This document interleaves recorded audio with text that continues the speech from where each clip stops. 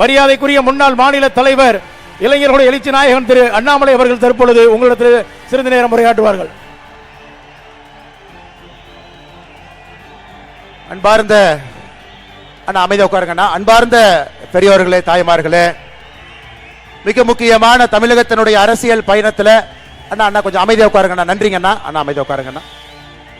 தமிழகத்தினுடைய அரசியல் சரித்திரத்தில் ஒரு பெரிய மாற்றத்தை உருவாக்கி கொண்டிருக்கக்கூடிய நம்முடைய மாநில தலைவர் அண்ணன் நயினார் நாகேந்திரன் அவர்களுடைய தமிழகத்தை சூழ்ந்திருக்கக்கூடிய இருட்டாட்சியிலிருந்து நம்மை காப்பாற்றி 2026 ஒரு பெரிய மாற்றம் வர வேண்டும், தேசிய ஜனநாயக கூட்டணி ஆட்சியிலே அமர வேண்டும், பாரத பிரதமர் நரேந்திர மோடி ஐயாவுடைய நல்லாட்சி எப்படி இந்தியா முழுவதும் இருக்கிறதோ அது தமிழகத்தில் இருக்க வேண்டும் என்கின்ற ஒரு பெரிய சிந்தனையோடு 54 இடத்துல, தமிழகத்தில் 54 இடத்துல இந்த யாத்திரையெல்லாம் முடித்து 13,000 பெட்டிஷனை மக்கள்கிட்ட வாங்கி லட்சக்கணக்கான மக்களை சந்திச்சு சமுதாய தலைவர்களிலிருந்து ஆரம்பித்து ஒரு நாள் முழுவதும் அந்த மாவட்டத்திலிருந்து எல்லா மக்களையும் சந்தித்து அவர்களுடைய நிறைகுறைகளை எல்லாம் கேட்டு மத்திய அரசு சம்பந்தப்பட்ட பெட்டிஷன் என்ன இருக்கோ அதையெல்லாம் மத்திய அரசிடம் சென்று கொடுத்துவிட்டு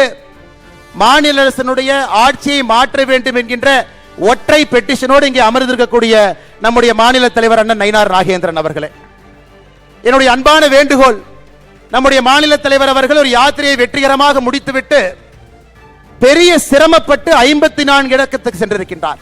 இது சாதாரண வேலை இல்லைங்க. காவல்துறை தடுத்திருக்கின்றார்கள்.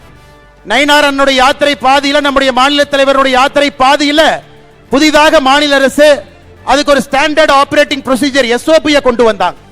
அந்த யாத்திரை சரியாக நடத்துவதற்கு கூட பல இடத்துல அனுமதி கொடுக்கல. அதையெல்லாம் உடைத்து தமிழகத்தினுடைய அரசியல் மாற்றத்திற்கு எந்த காலத்திலும் கூட பேசப்படுகின்ற யாத்திரையாக நடத்தி காட்டியிருக்கக்கூடிய மாநில தலைவருக்கு பெரிய கரகோஷத்தோடு நீங்கள் எல்லாம் வரவேற்பு அளிக்க வேண்டும் என்று அன்போடு உங்களை கேட்டுக்கொள்கின்றேன். இந்த யாத்திரையினுடைய நிறைவு விழாவுக்கு நம்முடைய தேசத்தினுடைய உள்துறை அமைச்சர் அமித்ஷாஜி அவர்கள், உண்மையை சொல்லணும்னா தமிழகத்தில் பட்டி தொட்டி எல்லாம் நம்முடைய முதலமைச்சர் ஸ்டாலின் அவர்களை விட அதிகமாக அமித்ஷாஜி அவங்க வந்திருக்கிறாங்க. அவர் புதுக்கோட்டைக்கு இங்கே வர வேண்டும், ஏதோ நகரத்துக்கு வரணும், சென்னைக்கு வரணும், கோயம்புத்தூருக்கு வரணும் என்று வரல. புதுக்கோட்டைக்கு வரணும், தேசிய தலைவர்கள் இங்கே வர வேண்டும், புதுக்கோட்டை மண்ணிலே உங்களை சந்திக்க வேண்டும் என்று நம்முடைய மாநில தலைவர் அண்ணன் நயினார் நாகேந்திரன் அவருடைய வேண்டுகோளை ஏற்று புதுக்கோட்டைக்கு வந்திருக்கக்கூடிய நம்முடைய மத்திய உள்துறை அமைச்சர் திரு அமித்ஷாஜி அவர்கள், அவருடைய செயல்பாடுகளை நாம் எல்லோரும் பார்த்து கொண்டிருக்கின்றோம். தமிழகத்தில் எந்த அளவுக்கு சட்டம் ஒழுங்கு சந்தி சிரித்துக் கொண்டிருக்கிறதோ இந்தியாவில் உள்துறை அமைச்சரை பொறுத்தவரை 100க்கு 100 என்கின்ற அடிப்படையில் மிகச் சிறப்பாக ஒரு உள்துறை அமைச்சராக நமக்கு பணியாற்றி கொண்டிருக்கின்றார். ஒரு பெரிய வேள்வி எடுத்தாங்க. மார்ச் 2026 இந்தியாவில் நக்சலிசம் என்கின்ற வார்த்தை இருக்கக்கூடாது என்கின்ற வேள்வி எடுத்தாங்க. கிட்டத்தட்ட இந்தியாவில் நக்சலத்தை முடித்தே விட்டார். இன்னும் 2 மாதம் தான் பாக்கி இருக்கு.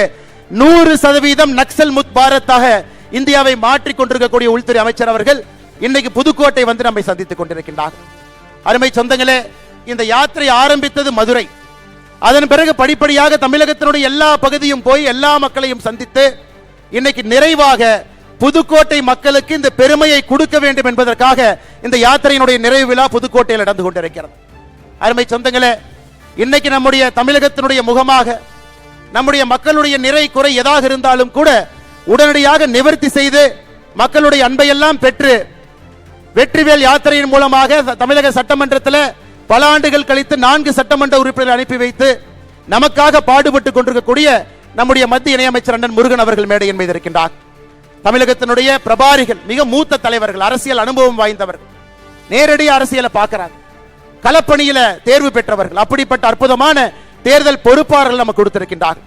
நான் வரும்பொழுது பிரபாரியினுடைய பெயரை சொல்ல வேண்டாம் என்று சொன்னார்கள். இருந்தும் சொல்வது நம்முடைய கடமை. ஐயா பியூஷ் கோயல் அவர்கள், ஐயா அர்ஜுன் ராம் மேகால் அவர்கள், ஐயா முரளிதர் மஹோல் அவர்கள் எல்லாம் தமிழகத்தில் அடுத்த 3 மாத காலம் நம்மோடு இணைந்து மக்களோடு இணைந்து ஆட்சி மாற்றத்தை ஏற்படுத்த வேண்டும் என்பதற்காக நேரத்தை கொடுத்து உழைப்பை கொடுத்து அவர்களுடைய பொறுப்பு கிடையிலே தமிழகத்திற்கு வந்திருக்கின்றார்கள். அவர்களுக்கும் ஒரு பெரிய கரகோஷத்தை நீங்கள் அளிக்க வேண்டும் என்று அன்போடு கேட்டுக்கொள்கின்றேன். அருமை சொந்தங்களே, தமிழகத்தினுடைய பொறுப்பாளர்களாக தொடர்ந்து நம்மோடு பயணித்துக் கொண்டிருக்கக்கூடிய அரவிந்த் மேனன் அவர்கள், அண்ணன் சுதாகர் ரெட்டி அவர்கள் நம்மோடு எல்லா நிகழ்ச்சியிலும் இருக்கிறாங்க. நம்ம இன்பத்திலே இருக்கிறாங்க, துக்கத்திலே இருக்கிறாங்க. தமிழக மக்களோடு இருக்கின்றார்கள், பாரதிய ஜனதா கட்சியோடு இருக்கின்றார்கள். அவர்களுக்கே என்னுடைய மரியாதை கலந்த வணக்கத்தை தெரிவித்து மேடையில் இருக்கக்கூடிய நம்முடைய மூத்த தலைவர்கள், முன்னாள் மாநில தலைவர்கள், இன்னைக்கு மேடையில் இருக்கக்கூடிய எல்லா தலைவர்கள், மேடைக்கு முன்னிருக்கையில் இருக்கக்கூடிய மாநிலத்தினுடைய பொறுப்பாளர்கள், தலைவர்கள், நம்முடைய ஆற்றல் மிகுந்த தொண்டர்கள் இந்த யாத்திரை சிறப்பாக நடைவதற்கு முழுமையாக தன்னுடைய உழைப்பை கொடுத்து ஒரு வெற்றி யாத்திரையாக மாட்டி காட்டியிருக்கக்கூடிய அண்ணன் கருப்பு முருகானந்தம் அவர்கள் தலைமையில் இருக்கக்கூடிய இந்த முழு யாத்திரை குழுவுக்கும் கூட நாம் பெரிய நன்றிகளை தெரிவித்தாக வேண்டும். இந்த யாத்திரைக்கு வந்திருக்கக்கூடிய பத்திரிகை நண்பர்கள், குறிப்பாக இந்த மாவட்டத்தினுடைய தலைவருடைய பெயரை சொல்லும் பொழுது தொண்டர்களுக்கெல்லாம் ஒரு ஊக்கத்தை கொடுக்கும். மாவட்டத்தினுடைய தலைவர் அண்ணன் ராமச்சந்திரன் அவர்கள் இங்கு இருக்கின்றார். புதுக்கோட்டையில் இந்த யாத்திரை நடத்தணும், இத்தனாயிரம் மக்களை நான் சேர்த்து காட்டுவேன் என்று சபதமிட்டு இத்தனாயிரம் மக்களை சேர்த்து புதுக்கோட்டையில் மிக வெற்றிகரமான யாத்திரையாக நடத்தி கொண்டிருக்கக்கூடிய மாவட்ட தலைவர் அவர்களுக்கும் என்னுடைய நெஞ்சார்ந்த நன்றிகளை தெரிவித்துக் கொள்கின்றேன். அருமை சொந்தங்களே, எனக்கு முன்பு பேசிய தலைவர்கள் எல்லாம் அரசியலை ஆழமாக பார்த்தவர்கள், 30-40 ஆண்டு காலம் களப்பணியில் இருந்தவர். இன்னைக்கு தமிழகத்தினுடைய மக்களுடைய ஒற்றை குரல், ஒரே ஒரு குரல், ஏதாவது பண்ணி இந்த திமுக ஆட்சியை வீட்டுக்கு அனுப்புங்க, ஏதாவது செய்து 2026க்கு மேல இவர்கள் ஆட்சியில் இருக்கக்கூடாது என்பதை மக்கள் எல்லா இடத்திலையும் சொல்றாங்க. முடிவெற்ற இடத்துல முடி திருத்துகின்ற அண்ணன் கடைக்கு போறீங்களா, அவர் சொல்றாரு. டீ கடைக்கு போய் டீ குடிக்கிறீங்களா, அந்த அண்ணன் சொல்றாரு.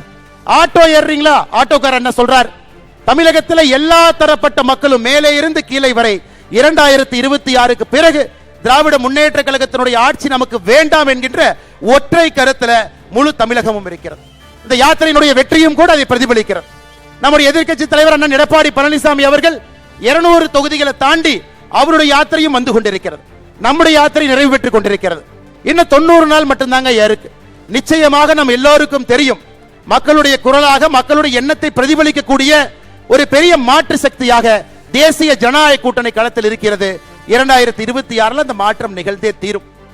அன்பு சொந்தங்களே, திமுகவை பற்றி எவ்வளவு பேசினாலும் கூட அது புளிச்ச மோர்ல புளிச்ச தண்ணியை ஊத்துற மாதிரி. ஏன்னா அவ்வளவு பேர் திட்டி தீத்துட்டாங்க, ரோட்ல இருந்து திட்டுறாங்க, வீட்டில இருந்து திட்டுறாங்க. அதற்கு மேல புதுசா நான் என்ன பேச போறேன்? தலைவர்கள் எல்லோருமே பேசிட்டாங்க. சட்டம் ஒழுங்கு சந்திச்சிருக்கிறது. வீதியில ஒரு பெண் பாதுகாப்பாக, ஒரு சகோதரியோ தாயாரோ வீதியில எங்கேயுமே நடமாட முடியாது. ஏன்? நம்மை பாதுகாக்கக்கூடிய காவல்துறைக்கு பாதுகாப்பு இல்லாத ஒரு அவல நிலை தமிழகத்தில் மட்டும்தான், இந்தியால எங்கேயுமே இல்லைங்க, தமிழகத்தில் மட்டும்தான் இருக்கு. பாதுகாப்பு கொடுப்பவங்களுக்கே பாதுகாப்பு இல்லைன்னா இந்த வல்னரபிள் செக்ஷன் என்று சொல்லக்கூடிய நம்முடைய பெண்களாக இருக்கட்டும், குழந்தைகளாக இருக்கட்டும், அவர்களுக்கு தமிழகத்தில் எந்த விதமான பாதுகாப்பு கடந்த 4.5 ஆண்டுகள் நாம் பார்த்திருக்கின்றோம். அருமை சொந்தங்களே, இன்னைக்கும் தலையாட்டி பொம்மையை போல முதலமைச்சர் அவர்கள் அமர்ந்திருக்கின்றார். அவருடைய கழுத்து 2 பக்கம் மட்டும்தான் திரும்பும், லெஃப்ட் டர்ன், ரைட் டர்ன். இந்த பக்கம் சொன்னா இந்த பக்கம் திருப்பார், இந்த பக்கம் சொன்னா இந்த பக்கம் திருப்பார்.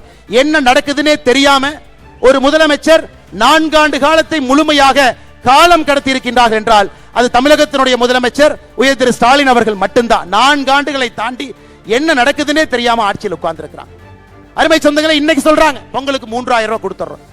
அவங்க பொங்கலுக்கு 3000 கொடுத்தோன்னே நாம் அப்படியே கியூ கட்டி நின்று அவருக்கு ஓட்டு போடுவோம் முதலமைச்சர் அவர்கள் அந்த ஏசி அறையில் நம்புறாங்க. அன்பு சொந்தங்களே, நம்முடைய திராவிட முன்னேற்ற கழகத்தினுடைய ஆட்சி வரும் பொழுது 2021 தமிழகத்தினுடைய ஒரு ரேஷன் கார்டின் மீது 2,04,000 ரூபாய் கடன் இருந்துச்சு. ஐயா, நான் திரும்பவும் சொல்றேங்க ஐயா, இதை குறிப்பாக நம்முடைய சகோதரிகள், தாய்மார்கள் கேட்டுக்கிறாங்க. 2021 திமுக ஆட்சி வந்த பொழுது ஒரு ரேஷன் அட்டையின் மீது இருந்த கடன் 2,04,000 ரூபாய். இன்னைக்கு 2025 ஜனவரி மாசத்துல இன்னைக்கு நாம் பேசக்கூடியது ஒரு ரேஷன் அட்டையின் மீது இருக்கக்கூடிய கடன் 4,54,000 ரூபாய். 2,04,000 ரூபாய் ரேஷன் அட்டையின் மீது இருந்த கடன் இன்னைக்கு 4,54,000. எவ்வளவு ஏத்திருக்கிறீங்க? 2,50,000 ரூபாய் ஒரு ரேஷன் அட்டையின் மீது ஒரு குடும்பத்தின் மீது கடனை ஏத்திட்டு பொங்கலுக்கு எவ்வளவு கொடுத்தீங்க?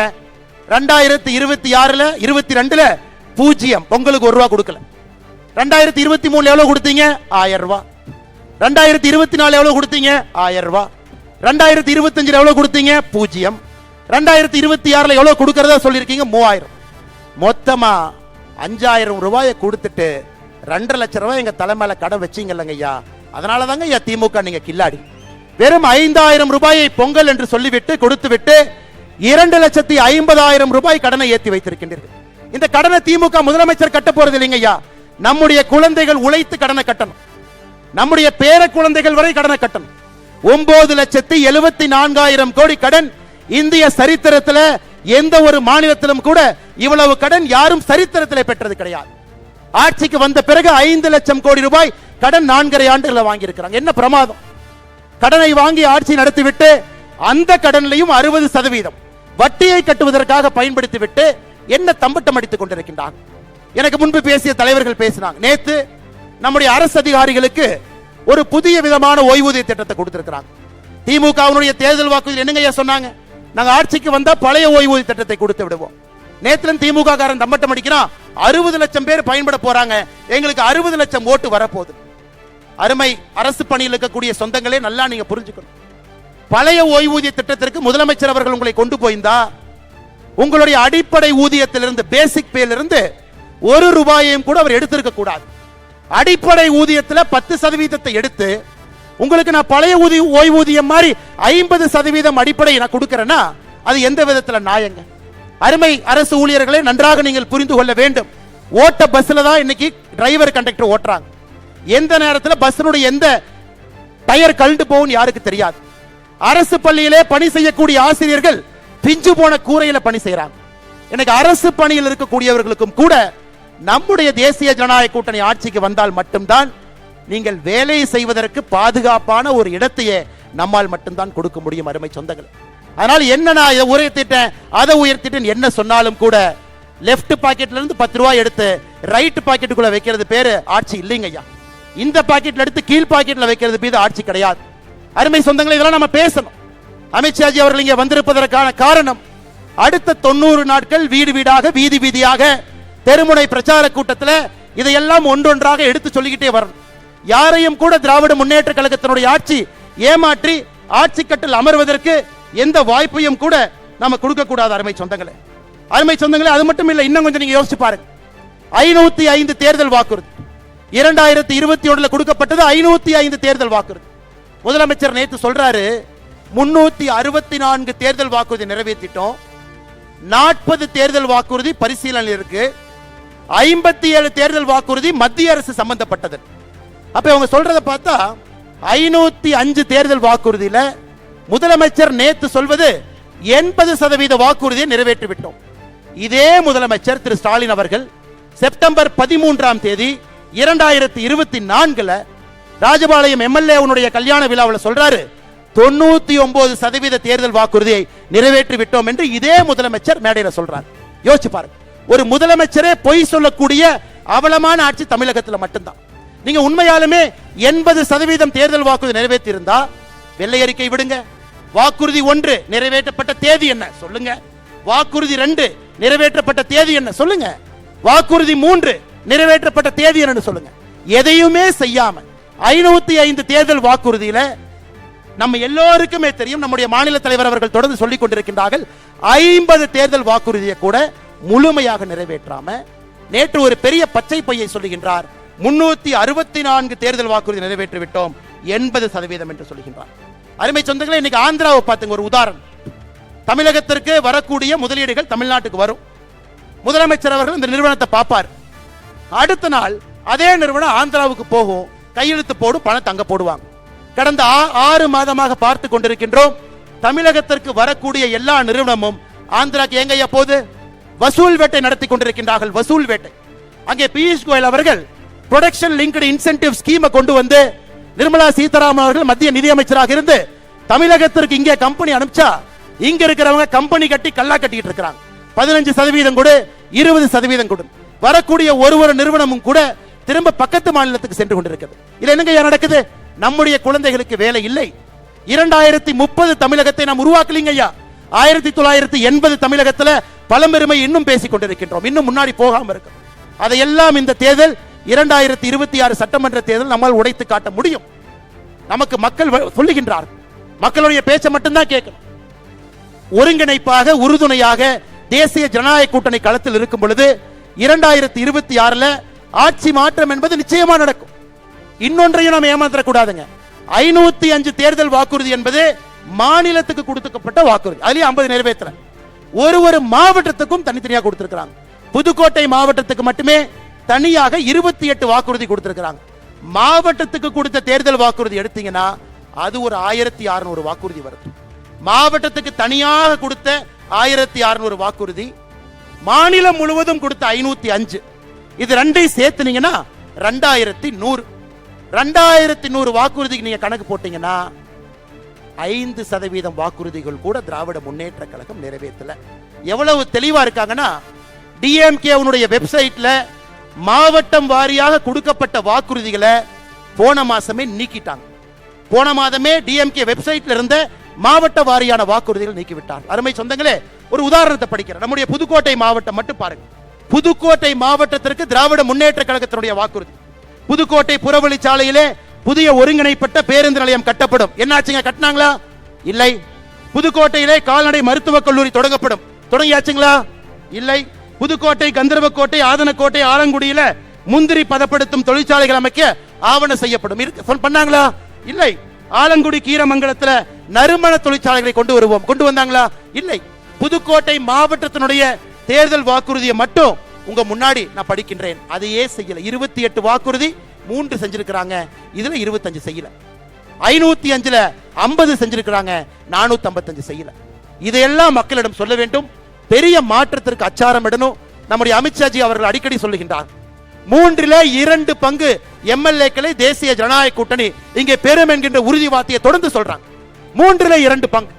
இன்னைக்கு இந்த யாத்திரையை பார்த்துவிட்டு அமித்ஷாஜி அவர்கள் 3/2 பங்குக்கு மேலதான் நமக்கு சட்டமன்ற உறுப்பினர்கள் கிடைப்பார்கள் என்கின்ற நம்பிக்கை வார்த்தையை நிச்சயமாக அளிப்பார்கள் என்கிற நம்பிக்கை எனக்கு இருக்கு.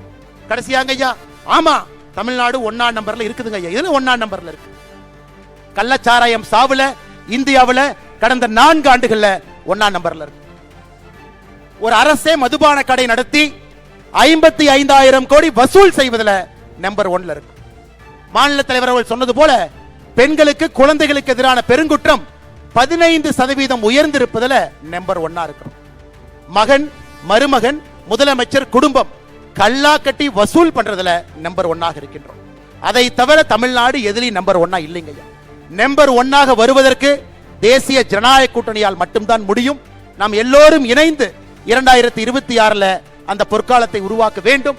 அதனால் அரசு ஊழியர்களாக இருக்கட்டும், காவல்துறை நண்பர்களாக இருக்கட்டும், சாதாரண பொதுமக்களாக இருக்கட்டும், உங்களுடைய வலிக்கெல்லாம் ஒரே ஒரு மருந்து மட்டும்தான். அந்த மருந்தினுடைய பெயர் தேசிய ஜனநாயக கூட்டணி.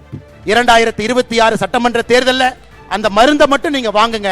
அந்த மருந்தை உங்க மேல தடவுவதற்கு ஒரு வாய்ப்பு கொடுங்க. நிச்சயமாக ஒரு பெரிய மாற்றத்தை நாம் செயல்படுத்தி காட்டுவோம் என்று சொல்லி, மறுபடியும் வெற்றிகரமாக இந்த யாத்திரை நடத்தி காட்டிக் கொண்டிருக்கக்கூடிய மாநில தலைவர் அண்ணன் நயினார் நாகேந்திரன் அவர்களுக்கும், இந்த மாவட்டத்தினுடைய தலைவராக இருக்கக்கூடிய சகோதரர் ராமச்சந்திரன் அவர்களுக்கும், மேடையின் மீது இருக்கக்கூடிய எல்லா தலைவர்களுக்கும், டெல்லியிலிருந்து நமக்காக வந்திருக்கக்கூடிய நம்முடைய அருமை ஐயா அமித்ஷாஜி அவர்களுக்கும், தேர்தல் பொறுப்பாளர்களுக்கும், பத்திரிகை நண்பர்களுக்கும் நன்றி கலந்த என்னுடைய வாழ்த்துக்களை, வணக்கங்களை தெரிவித்து, புத்தாண்டு நல்வாழ்த்துக்களையும் தெரிவித்து என்னுடைய உரையை முடித்துக் கொள்கின்றேன். நன்றி, வணக்கம். பாரத் மாதா கி ஜெய். அண்ணா, இன்னுமே ஒரு 5000 பேர் நம்முடைய தொண்டர்கள் வெளியே இருக்கிறாங்கண்ணா. காவல்துறை நண்பர்களுக்கு என்னுடைய அன்பான வேண்டுகோள், அவங்க எல்லாம் கிராமத்திலிருந்து கஷ்டப்பட்டு இங்க பார்க்க வந்திருக்கிறாங்க. தலைவரை பார்ப்பதற்காக, அமித்ஷாஜி அவர்களை பார்ப்பதற்காக வந்திருக்கிறாங்க. ஐயா, பின்னாடி தயவு செஞ்சு பேரிகேடை கொஞ்சம் நீக்கி விட்டு எல்லோரையும் பார்ப்பதற்கு ஒரு வாய்ப்பு கொடுங்க ஐயா. இவ்வளவு தூரம் வந்துட்டு அவங்க அந்த யாத்திரையை பங்கு பெறாம போனாங்கன்னா பெரும் குற்றமாகிவிடும். அதனால தயவு செய்து காவல்துறை நண்பர்களுக்கு அன்பான வேண்டுகோள், அந்த பின்னாடி இருக்கிற பேரிகேட்லாம் நீக்கி எல்லோரையும் உள்ளே வருவதற்கு நீங்கள் வழிவகை செய்ய வேண்டும் என்று சொல்லி, நம்முடைய தொண்டர்கள் அமைதியாக உங்களுடைய இருக்கையிலே அமர வேண்டும் என்று சொல்லி வாய்ப்பு கொடுத்த நல்ல உள்ளங்களுக்கு என்னுடைய நன்றியை தெரிவித்துக் கொள்கின்றேன். நன்றி, வணக்கம். பாரத் மாதா கி ஜெய்.